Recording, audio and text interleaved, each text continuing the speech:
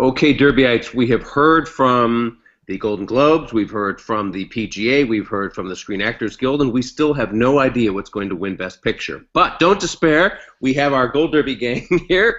We have Paul Sheehan, Marcus Dixon, Daniel Montgomery, and Chris Beachum. And Paul, we're going to start with you. Your predictions for right now, as of February 2nd, our Spotlight for Picture, Ridley Scott for director at DGA, and Miller for director at the Oscars. Now, explain that to us. Oh no, Inarritu at the Oscars, Tom. Inarritu at the Oscars. Okay. Yeah, so, I think. Explain it. That is, I'm hoping everyone can explain to me why I'm doing this. Ridley. I look at the DGA. I'm still of the mind. I mean, this is a huge group, 16,000 plus members spread across the country. They don't just work in film, they work in television and commercials, two areas that Ridley Scott is very well known in. He's a producer as well as a director. And I just don't see any of his competition at the DGA being able to overcome that sort of veteran achievement award aspect of it. You know, this guy's nearing 80, Sir Ridley. He directs The Martian, one of the biggest hits of his career.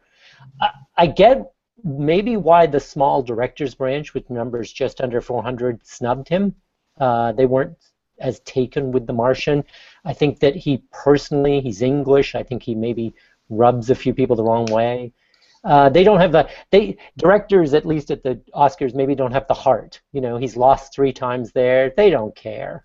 They're cold-blooded. But I just think those directors in the DGA might embrace him. But I am more than happy to be convinced otherwise by our esteemed colleagues.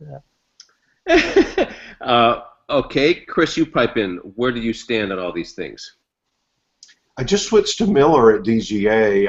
I could see the Ridley Scott. You know, he's the only one of the 5 not nominated at the Oscars, but there is precedent. You know, I can't remember all of them, but Ron Howard that year of Apollo 13, it almost felt like sorry you didn't get the Oscar nomination award. Same with Ben Affleck for Argo, which went on to win Best Picture. So it's not totally uncommon that DGA goes with a non-Oscar nominee. The thing about Miller, and everybody knows where I really, really, really, really dislike that movie, but Mad Max has won something at basically everything but Golden Globes. So even SAG this weekend, it won stunts. So it seems like all of the guilds are making sure Mad Max wins something. Oh, and I got to jump in here, Chris, about you say you dislike the movie. I mean, you have to admire the technical prowess of Mad Max. I mean,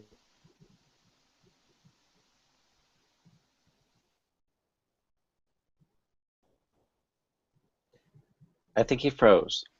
Yeah, we froze there for a second. I froze him because he was going down the wrong track there. Oh, I want that secret power. Hey, no, I know what he was saying. Most movies where I don't like them, I can see the achievement in them and see why other people like them, but I just don't get this one at all. All right, since we're talking about these, don't get it. Pipe in here with the smartest people at Gold Derby, our top 24. By a landslide, they have George Miller winning, 12 of them, 7 for Inarritu, 3 for Ridley Scott, 2 for McKay, and 0 for McCarthy. When you go over to the Oscars, our top 24, it says by a landslide, Big Short wins, 13, 6 for Spotlight, 4 for Revenant, and over on the director's side at the Oscars, George Miller ekes a narrow victory there, 9-8 over Inarritu. The reason I'm picking Inarritu is I think it's the big screen, canvas, the movie with artistic pretension, the Leo stuff. And look, they just gave Ang Lee 2 DGAs virtually in a row. I don't think they disqualify that as saying, no, we just gave it to him kind of thing. Now, Marcus, you have Miller winning at both DGA and the Oscars, and you have Big Short for Picture. Explain. Yes. Well, Mad Max is the directorial achievement of the year, and to go back all the way to May to get this movie that premiered in May, they really, really liked it. And when the critics group started chiming in November, and they started going for Mad Max, I think a few of us are like, well, it's just the critics, and then it gets the Golden Globe nominations, and it gets the Oscar 12 10 Oscar nominations for this movie. That's right. It is going to be big, and so far it hasn't won anything big, but it's coming. And like you said, the top. It's not nominated for director or picture. Yeah. Well, last year BAFTA went for Boyhood, so I don't know how much stock you put in them anymore. And as for The Big Short, PGA has gone 8 for 8 the past 8 years. They picked the correct winner, except for that one year there was a tie. Okay, we'll give them a tie. Bernie and Hillary just tied, so it happens. But yeah, I think it's The Big Short. 8 for 8, you can't really dismiss that. And especially all 6 under the preferential ballot, with that goofy way of counting. Mm-hmm. Daniel, you pipe in here. I've got The Big Short for Best Picture at the Oscars. For the same reason, the Producers Guild Award win has matched the Oscar for the last 8 years, including the last 6 under the preferential ballot. Which even though Spotlight won SAG doesn't have as close a correlation with Best Picture. So playing the numbers, I still have to say Big Short is slightly ahead there. And then for directing, that's a much harder one. I mean, Spotlight and The Big Short, they're not big directorial achievements in terms of the technical aspects. They're both relatively small scale. So I've got Iñárritu winning Best Director at both the Directors Guild and the Oscars. It just feels like it's going that way. It got overperformed at the Oscars, including technical nominations we weren't expecting. It just won the Art Directors Guild for period film. And it's like Mad Max. It is the technical achievement, but it's a snobbier technical achievement. It's artier, which I think might appeal to especially the Oscars, maybe a little bit more than Mad Max, which is this sort of action extravaganza, which is probably actually going to sweep a lot of the techs. But I'm not sure it's going to go as far as director at either event, although it could. I can't rule anyone out at the DGA. I can literally make a case for any of those 5 directors. So, Tom, I have a question. The Oscar ballot, I mean, when they don't start voting until next week. Obviously, the actors are listed, but my understanding is that certainly the below the lines, it just will say art direction. Mad Max. It doesn't list anyone's names. I wonder if that extends to the screenplays, because I was just thinking about Spotlight and Big Short, how we've got them predicted to win original and adapted screenplay respectively. I don't believe so. I think the names are included there, as Dave Carter always says. You can, in general, the films that tend to win there have a single name next to the movie rather than the multiple names. Well, right, because in that instance, then they can give an Oscar to Adam McKay. They can give an Oscar to Tom McCarthy in the screenplay categories, thereby freeing them up if they want to give an Oscar to Iñárritu or to Miller up in director. So I don't know how much they think that way. I do think that there tends to be a lot of the below-the-line stuff. They just start checking one film off, and that's where you get the sweep. That they just kind of go, okay, Mad Max, check, check, check, check, check. So. Yeah, I'm not sure they care about spreading the wealth that much, or at least not always. I mean, last year we thought there were so many top contenders, we thought they might spread the wealth, but they went Birdman picture, director, and screenplay, and they left Richard Linklater and Wes Anderson completely in the cold. Chris, do you feel strongly that Big Short's going to win? That's your prediction, right? Yeah. No, not at all. I'm definitely waiting to see what DGA does. I'm definitely waiting to see what BAFTA does. I mean, there's a scenario in play. We just had PGA, Big Short, Spotlight, SAG. Let's say Miller wins this weekend, and then Revenant wins BAFTA, which is very possible. BAFTA did not reward Iñárritu last year, so they may feel a little bit of an IOU situation there. So. What if that happens? We've got 4 different movies that are very different and very much in contention.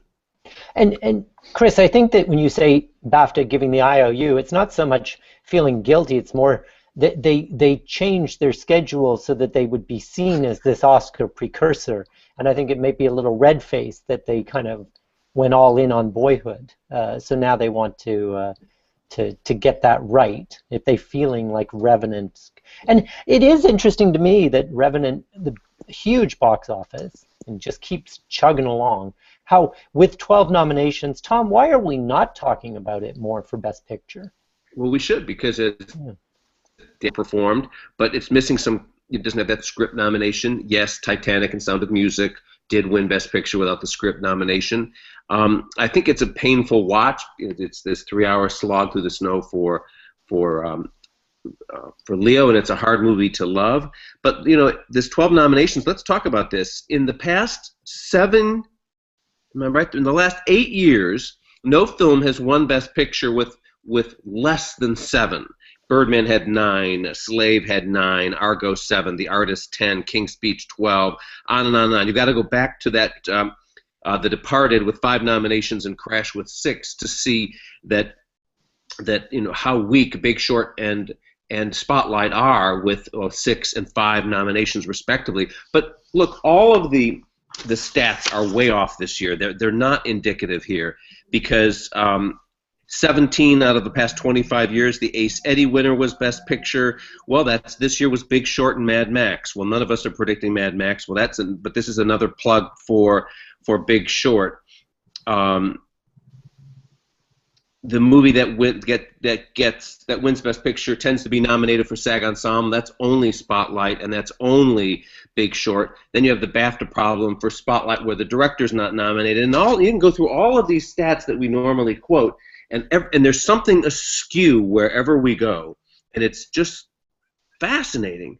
We've seen in recent years Best Picture races at this point in the Derby where this happened last year after Birdman won PGA, and it hadn't really done well. Of course, it lost even at the Golden Globes to Budapest for comedy musical picture, and so we were all perplexed at this point last year going, whoa, should we take the signpost of Birdman and PGA seriously? And we wondered, but in those years where we had a lot of suspense, whether it was 12 Years a Slave and Gravity or Birdman versus Boyhood last year, it tended to be between 2 films. This year, it's between 3, and it's not out of the question that Mad Max could sneak in there after all of this because, as Chris just said, it's performed. It's the one movie that's won something every which way, and now all of a sudden it wins DGA, as some of you guys think. Wow, it's a whole. We've done that before, right? And this is Tuesday. Visual Effects Society is tonight. It'll win there.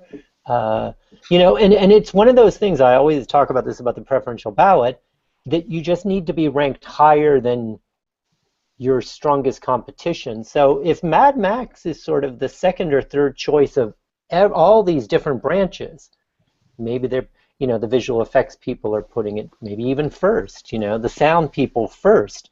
But then some of these other branches, if it's second and their first choice falls away, you could see it winning. It's certainly plausible. It will not be a shock if it wins. The Steak Eaters would rank it high across the board. Yeah, the Academy. That's true.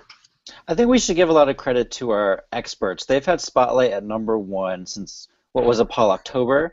And even after PGA, I think every single one of us editors, switched over to The Big Short for SAG. But the experts overall stuck with Spotlight. So we usually don't give them a lot of credit, but I think we should. Let's give them a lot of credit in just under 4 weeks, because I'm not wholly convinced about Spotlight either. It's they got the SAG. That in some cases the experts don't change simply for fear of the industry, because when I change a prediction, for example, my phone rings all over the place with these Oscar campaigners going, why did you change? And they're afraid that something they don't, and now they have to account for something to their bosses. Really, there are so many eyes on Gold Derby and what we say there, and we sometimes forget that we have to there's a lot of pressure put on you if you change a prominent prediction to explain yourself if you're in the industry. We have that less on the editorial side staff than the experts, the alleged experts, do. Well, and as Marcus well knows, because he mines those stats for great blog items.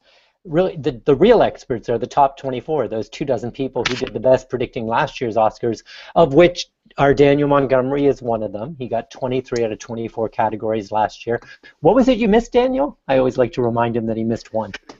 Animated feature. I went with Trader Dragon 2 instead of Big Hero 6. Yeah. Okay. Oh, come on, Daniel. You should have gotten that one. Right? Yeah, but isn't that funny? He gets one that a lot of people, but he's able to get all those shorts and get all this. So definitely, I will be stealing his predictions this year. I encourage you all to, but also to look at those top 24 and watch what they're doing. And then we've also got our top 24 All-Stars, people that have done the best historically over the last couple of years. So I always say this when we do these things, that we need everyone to predict because they all form part of the odds, and you can. And if you're sitting at home wondering, what to do for supporting actor and supporting actress, just look at the top 24. They're going to tell you what to do. It's pretty much unanimous, and that it's going to be Stallone and Alicia Vikander. So there you go. And they're going for Leo and Brie. At the end of the day, I might just steal all of their predictions and call them my own. Mm-hmm. Well, in general, their predictions statistically tend to be best. I just realized we didn't have the All-Stars in our drop-down menu. That's being added probably by the time you viewers are seeing this video. Let me explain the difference. What that is. The top 24, the traditional top 24, is a grouping of the people who performed best last year when predicting the same event. So the top 24 people who had the best score predicting the Oscars after nominations came out last year. So that's a separate event from the Oscar nominations. Now, not everybody among those top 24 people have returned this year. So what happens is our database then if it keeps going down the list. So in effect, if you're in the actual charts and you may only actually be the number 30th last year, you could be bumped if somebody who was actually number 29 or 25 finally pipes in the home stretch and then comes in there. So that's how the top 24 works for there. But now we have top 24 All-Stars. And the idea there is we want to go back 2 years, 3 years, 4 years, etc., and say, all right, who's got the best predictions on average over time? So the All-Stars, which are now debuting, if you go through the drop-down menu at the top of the site, you will find that this is a 2-year span. We didn't go back 3 years because well, just because. We're going to try to do that as we move forward. But it'll be interesting to see statistically if they outperform the 24 for 2014's Oscars and if they outperform the experts, etc. So this is a whole new tool, and we're really mining it this year because we don't know what's going to win the top 2 Oscars. And this is exciting but also aggravating. Well, we'll add for DGA this weekend. We all think it's probably Miller or Inarritu, maybe Ridley Scott.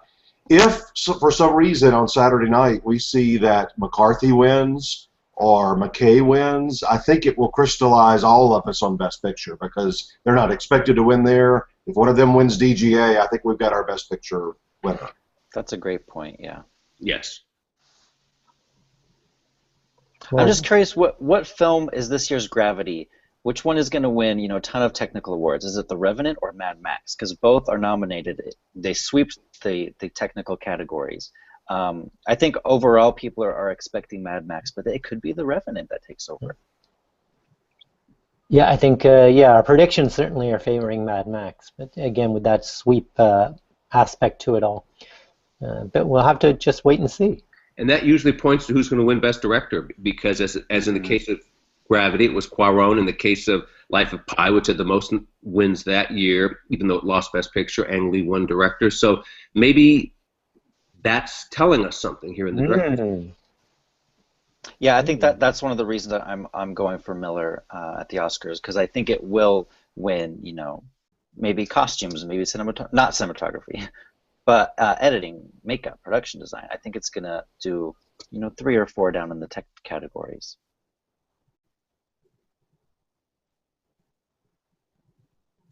Who else has pearls of wisdom here?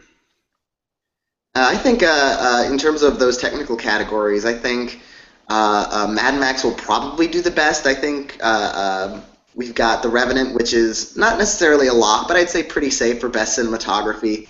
But some of these other categories, I'm not sure it could beat Mad Max. I mean, visual effects is possible, but other than The Bear, there's not a whole lot of really showy visual effects in it.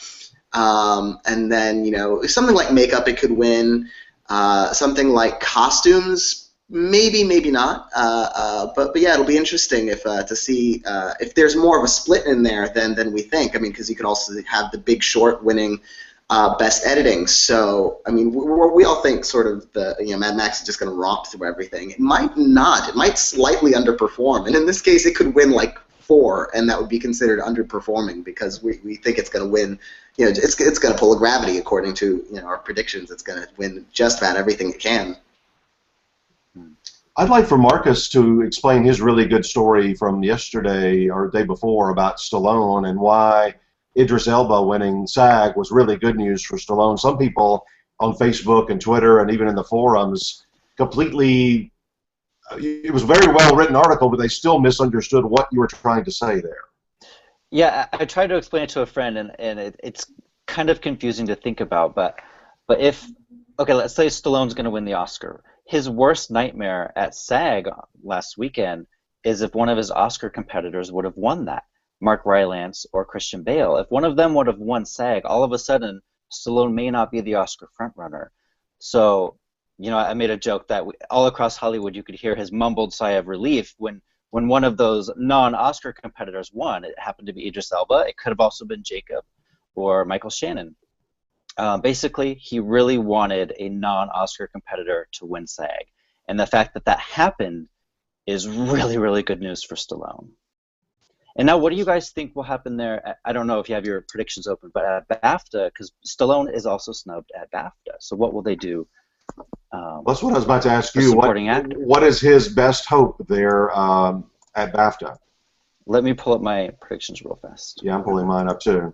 I think Elba might be nominated there too. So if Elba wins both of those, then Stallone is. I'm not going to say it's a cakewalk, but I mean, if none of his Oscar rivals are having to compete with him at SAG against him at SAG or at BAFTA, if none of them can win any of those races, it is looking better and better for Stallone. Yeah, I'm also predicting Elba there. But Christian Bale could win, or Mark Rylance, or Mark Ruffalo. So he's up against 3 Oscar contenders. The 5th one is Benicio del Toro. I would say that's probably a 3-way race. I've got Mark Rylance winning that one. They liked Bridge of Spies even more than the Oscars did. They gave Steven Spielberg a nomination, a Best Picture nomination with only 5 nominees. So I feel like there's probably enough support there for Rylance. Elba's also a decent shot. Christian Bale, I mean, if they're going to give The Big Short Best Picture, which BAFTA could do, it could be him too. So I think it's probably one of those 3. We're not going to know the winner of BAFTA until a week before the Oscars. They're rather late. 2 weeks, Tom. 2 weeks. We're going to get DJ this weekend, and anything else soon? And Chris, I'll turn that back around on you. You have a really good theory at the BAFTAs for Best Actress. Everyone thinks Brie is going to win that in a heartbeat. Oh, don't make me. I'll get laughed off this slugfest. We've seen this before, not just at BAFTA, but at SAG. Somebody's in a different category than they are at the Oscars, but they're like a really strong presence, a really strong front runner in terms of the Oscars, and suddenly you see them beat. So we have a situation here at BAFTA where we've got Brie against Alicia, both of them potentially probably going to win Oscars. I think maybe Alicia might beat Brie at BAFTA. Here's why. Don't jump in and laugh too quick. Room was not well liked at BAFTA. It's hardly up for anything. So Alicia being a European, I wonder, Emmanuel Riva beat Jennifer Lawrence the year Jennifer won the Oscar at BAFTA. So Jennifer hasn't won a BAFTA for that role at least. So anyway, I just wonder if Alicia might. She's getting on such a roll lately. She might win lead actress at BAFTA. Yeah, I don't think that's crazy at all. I have Alicia ranked 2nd. I'm tempted to go with you in terms of that theory. But yeah, I mean, Room got a screenplay nomination at BAFTA, but you're right, it didn't perform as well as it performed at the Oscars. And they can give it to Alicia Vikander. I do not. That's not far-fetched to me at all. And also about the Room snub, they do only have 5 nominees for Best Picture, and in the Oscars, Room probably wouldn't have been in the Oscars top 5. Who do you all have, since Alicia's not there at BAFTA, who do you have winning supporting actress at BAFTA? I'm going with Kate Winslet, the Golden Globe champ. I've got Rooney Mara sort of by default. They really loved Carol, and without Alicia Vikander and the Danish Girl to go up against, I feel like they might give it to her. But Vikander could win that for Ex Machina too. Kate Winslet could win that for Steve Jobs. I think that's another three-way race. I wouldn't rule any of those out. Yeah, I've got Rudy also. I've got Vikander for Ex Machina, and then Brie Larson winning in lead. So you've got Alicia winning an award, but just not for Danish Girl. Yeah. BAFTA could have a profound impact. While I was saying it's rather late this year, I think it's like 2 or 3 days after the Oscar, after the voting begins, is when BAFTA winners will be declared. So that could have a big impact. Yeah, definitely. I think there's always that whoosh of people that the moment they can fill out their ballots, they do, and then there's others who bide their time. So. Well, I never think about it in terms of somebody watches the show and says, "Oh, BAFTA went with this person, I'm going to go with this person." But I do think when you have certain groups that share Oscar membership, like BAFTA, there's a big chunk of BAFTA that's in the Academy, or SAG. That's why they're such good predictors, especially on acting races. I just think the shared interest, shared momentum, shared thoughts. I still remember that year where we had a different lady winning every single supporting actress race all the way up, and Tilda Swinton won BAFTA, and that's who I went with because I just thought, we know they're shared voters. Maybe they'll go that route. So, but anyway, that's why I don't think it's because they look at the results. I just shared membership.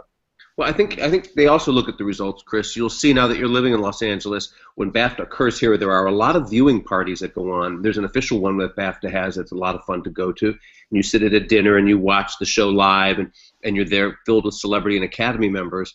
And there's such a kinship between the U.S. and Britain traditionally and culturally, and this overlap in membership that you're talking about as well, that I think that the BAFTA award has, even though it's not widely seen on TV, because what is it? What network is it on? I even forget. BBC America, right? It does have a lot of impact within the industry because people watch it together. And we want everyone watching this to predict BAFTA. We've got it up in our prediction center, so let us know what you think. And all the Guild Awards are in there. Yeah, and remember, you guys watching this, you get a $100 Amazon gift certificate for all of these prediction events except the Oscars. There are 3 prizes you could win there. First place is $500, second place $300, and the third place $200. These are all Amazon gift certificates, and to win them, you need not only to have the highest percentage of accuracy, you need to fill out all the categories, and you need to play your points and play them strategically. So this is where it comes in, where you put your 1 500-point bet and your 2 200-point bets.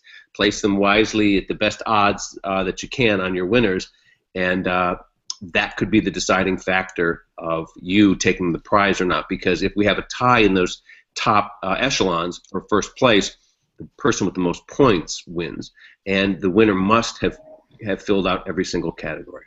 And if Daniel wins again, which could happen, then the second place person becomes the first place person, and they get $500. Yeah. Daniel can't win the actual money, Please. But he gets bragging rights for a year. Yeah, mine from last year are about to expire, so I'm going to enjoy them while I can. Okay. Okay, well, we're going to pick this up after BAFTA. After DGA. After DGA, thank you. And basically, we don't know what's going to happen, so we're counting on you at home to make your predictions and tell us so, because we're split all over the place, and even when we've made predictions, we don't feel passionately about them. So help us out here, would you please? Thanks.